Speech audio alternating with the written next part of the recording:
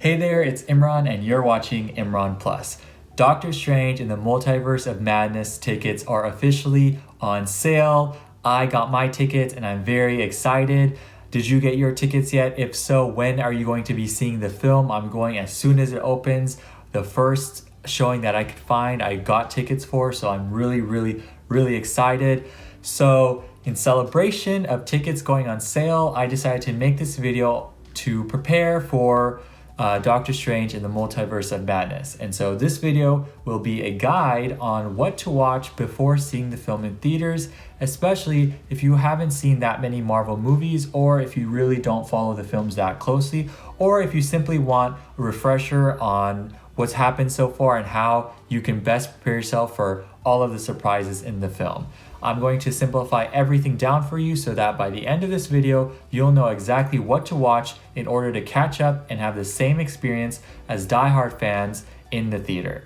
However, if you don't want to watch anything to prepare for this movie, totally understandable.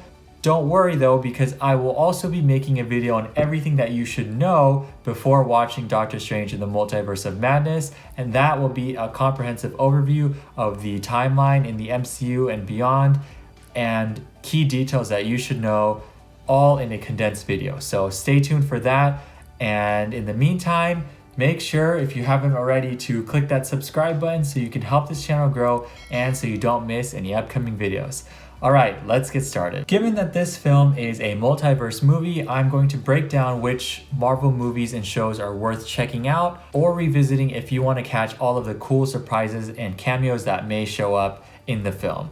I'm first going to start with MCU films, MCU proper films, and then I'll touch on non-MCU Marvel films that are outside of what we know as the MCU. And then lastly, I'll share what I did personally to prepare for Doctor Strange 2. But just know that there will be things that I'll miss and that you'll miss when we watch the movie, and that we'll only realize once we talk about it with each other and watch other videos. So don't worry if you don't catch everything. That's part of the fun, and that's part of the fun about rewatching the film. So this is a good guide, but not a guarantee. All right, so starting with the MCU. Here is a full list of all of the MCU movies and TV shows that are currently out.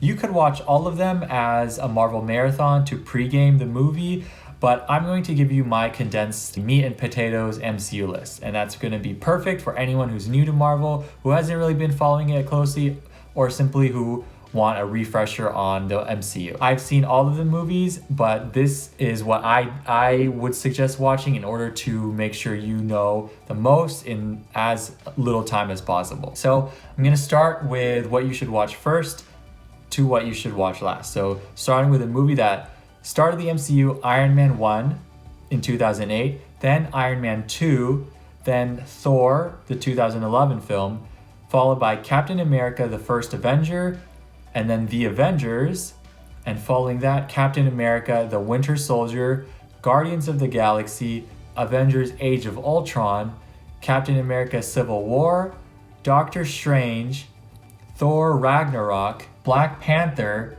Avengers Infinity War, Ant-Man and the Wasp, Captain Marvel, Avengers Endgame, and then the shows WandaVision and What If. That's my meat and potatoes MCU list. I think if you watch these films, you will be set for Doctor Strange in the Multiverse of Madness. You'll have a good understanding of key characters, and you'll have followed a lot of character growth throughout the MCU, and you'll understand the dynamics of the MCU. So I think those films will prepare you well. Now, if you don't want to watch all of these films and you want the bare minimum, then I would suggest just watching Doctor Strange, WandaVision, and What If. And these will prepare you well for the main plot of the film, but you might miss out on some cameos and references here and there. So now let's move on to non-MCU Marvel movies for some extra pizzazz, just in case they reference anything outside of the MCU, which I think they probably will. So let's start with the Spider-Man films. Now, I think most people have already seen the Spider-Man movies outside of the ones in the MCU because a lot of us grew up on them. And I think the focus on these films was in No Way Home, Spider-Man No Way Home. So I don't know if you necessarily have to revisit any of these for Doctor Strange, but if you haven't seen any of these Spider-Man movies, I would suggest watching Spider-Man 2 and then The Amazing Spider-Man 2. and then maybe also checking out Venom, although I don't think that that is too necessary. So now let's talk about the X-Men films. Now here is where I think you do have to watch some of these, because I think the X-Men might be introduced in this film because we know they're coming to the MCU, and so the Multiverse of Madness is a perfect way to start introducing mutants. So if you haven't seen any X-Men movies, I would suggest watching X2, X-Men 2, and then X-Men Days of Future Past. Those two I think are my favorite X-Men movies, and I think also the ones that will give you the most bang for your buck.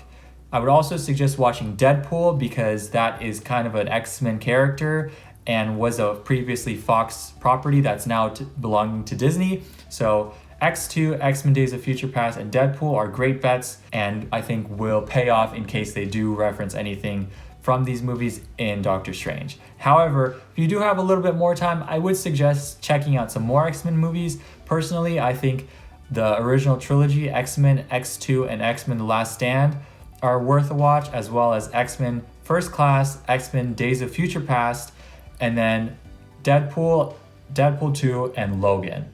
If you have time, I would suggest those films, but if you're short on time, just stick to my condensed list. As for the Fantastic Four, I think if you have seen any of the Fantastic Four films, you'll be fine, because I'm not sure if they'll necessarily bring back these original Fantastic Four characters or if they're going to introduce new Fantastic Four characters, because again, the Fantastic Four are coming to the MCU as well. So this movie is a great bet to start introducing them. So I would say if you haven't seen Fantastic Four, any Fantastic Four content, check out the 2005 Fantastic Four film, because that will be a great introduction to who the Fantastic Four are and will expose you to the original cast. As for everything else, we have Blade, Ghost Rider 1 and 2, Daredevil, the 2003 film, The Punisher, the 2004 film, Elektra in 2005, as well as Inhumans, Agents of S.H.I.E.L.D., Peggy Carter, and the Netflix shows.